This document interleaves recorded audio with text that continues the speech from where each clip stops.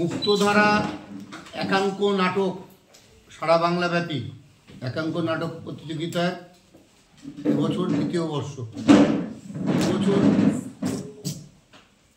এবছর আমরা আমাদের যে মুক্তধারা অনুষ্ঠানটা হবে সেই মঞ্চের নাম রেখেছি মনোজ মিত্র, শ্রদ্ধেয় মনোজ মিত্রের নাম। আমাদের এই মুক্তধারা নাট্য উৎসবের মূল যিনি মাথায় আছেন আমাদের সকলের প্রিয় বিশিষ্ট নাট্য ব্যক্তিত্ব অধ্যাপক ব্রাত্য বসু মহাশয়। তার নির্দেশ, তার পরিকল্পনায় আমরা এই কাজটা এগিয়ে নিয়ে যাচ্ছি। এবছর 5 দিনে 10টা নাটকের দল নাটক করবে, জেলার থেকে বিভিন্ন দলেরা আসবে। আমি এই অঞ্চলে প্রতিনিধি হিসাবে ব্রাত্যবাবু আমাকে যে কাজটা করতে বলেছেন সেই কাজটা গত বছরের ন্যায় এবছরেও এই টোটাল এই নাট্য প্রতিযোগিতা বিধি ব্যবস্থা যা যা আছে পরিচালনার দায়িত্ব আমাদের মুখ্য সংগঠক মুক্তধারা জিৎ চক্রবর্তী আপনাদের প্রেজেন্টেশন করবেন। আপনাদের যদি কিছু যা জিজ্ঞাসা করার উনি উত্তর দেবেন।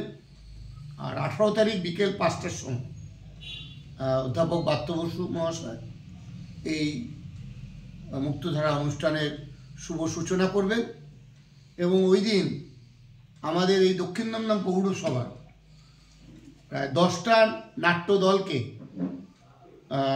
ব্রাত্যবাবু অনুদান দেবেন। সেই ছোট ছোট নাটকের দলগুলো তারা যাতে স্বাবলম্বী হতে পারে, কারণ পুরনো নাট্য ব্যবস্থার মধ্যে আমরা মানুষকে নাটক দেখতে যাতে উৎসাহিত করতে পারি, সেই জন্যে আমাদের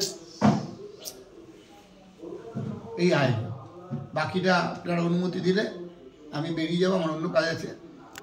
মূল সংগঠক জিৎ চক্রবর্তী আপনাদের প্রথমেই এখানকার পৌরপিতা সুরজিৎদার কাছ থেকে সমস্তটা শুনে নিয়েছি এবং এই যে আয়োজনটা প্রথম থেকে যদি একটুখানি গুছিয়ে ইন্ট্রোটা বলে দেন। আয়োজন আমাদের 18 তারিখ থেকে এই মুক্তধারা একাঙ্ক নাট্য প্রতিযোগিতা শুরু হয়েছে। 18 তারিখ থেকে 22 তারিখ অবধি 5 দিন ব্যাপী প্রোগ্রামটি হবে এবং প্রত্যেক দিন 2টি করে নাটক দল নিজের নাট্য মঞ্চস্থ করবেন। একাঙ্ক নাটক 1 ঘন্টা করে বা 1 ঘন্টা 10 মিনিটের মতন এক একটা নাটক, মিডিলে একটা ব্রেক থাকছে, তারপরে আর একটা নাটক হচ্ছে। এটা 5 দিন ধরে চলবে। যেহেতু সারা বাংলা ব্যাপী নাট্য প্রতিযোগিতা, সেহেতু বাংলা থেকে কোন কোন নাট্যের দল আসছে, কোন কোন জায়গা থেকে আসছে? আমাদের নাট্য দল, এখানে অনেক নাট্য দল আছে, যে 10টি নাট্য দলের মধ্যে বালিগঞ্জ ব্রাত্যজন আছে, অশোকনগর নাট্যমুখ, দমদম শব্দমুগ্ধ নাট্যকেন্দ্র, ক্যান্ডিড থিয়েটার, শান্তিপুর সাংস্কৃতিক, নৈহাটি ব্রাত্যজন, ময়না অন্য ভাবনা, গোবরডাঙ্গা নিঃশব্দ থিয়েটার, মৃত্তিকা, চণ্ডীতলা প্রমোটার। মানে এই জেলাগুলো থাকছে হচ্ছে কুচবিহার থাকছে, দক্ষিণ দিনাজপুর থাকছে, উত্তর 24 পরগনা থাকছে, পূর্ব বর্ধমান থাকছে, হুগলি থাকছে, কলকাতাও থাকছে সাথে। কি পুরস্কার আছে এই নাট্য প্রতিযোগিতার? পুরস্কার, প্রথম পুরস্কার যারা পাচ্ছে আমাদের এর থেকে একটা মোমেন্টও দেওয়া হচ্ছে এবং তার সাথে আমরা প্রাইজ মানি 50,000 টাকা দিচ্ছি। এবং তার সাথে সাথে এই যে নাটকগুলো যখনই মঞ্চস্থ করছেন তাদের একটা প্রোডাকশন ফিস বাবদ আমরা 10,000 টাকা করে দিচ্ছি এবং তার সাথে সাথে ওদের একটা যাতায়াত ভাড়া বাবদ আমরা একটা ট্রাভেলিং অ্যালাউন্স সাথে প্রোভাইড করছি। আচ্ছা, আমাদের রাজ্যের যেটা কালচার, সেটা হচ্ছে সংস্কৃতি, এটা যে নাট্য, যেটা অতীতে একটা সময় প্রচণ্ড উৎসাহিত থাকলেই এখন বর্তমানে সেটা অনেকটা নেমে গেছে বলা যেতে পারে।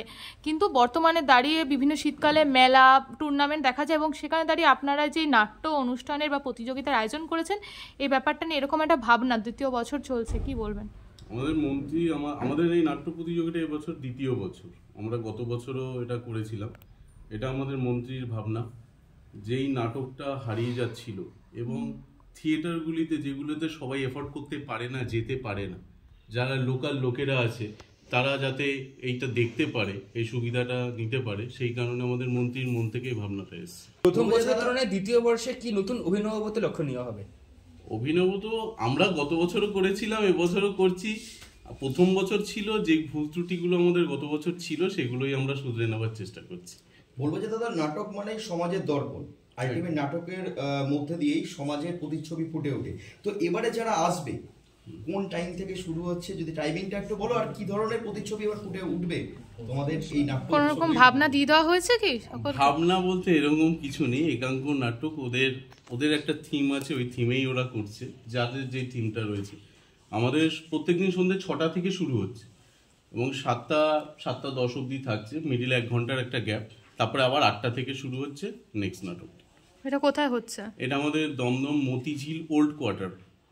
প্রবেশ কি অবাধ থাকছে? প্রবেশ অবাধ থাকছে সবার জন্য, এখানে কোনো ফিস থাকছে না। প্লাস আমাদের ব্রাত্য বসু একটা উদ্যোগ নিয়েছে যে এই যে মিডিলের যে 1 ঘন্টা গ্যাপ, সেখানে আমরা প্রত্যেক দর্শককে ফুচকা, ঝালমুড়ি এবং চা বিনামূল্যে খাওয়াচ্ছি।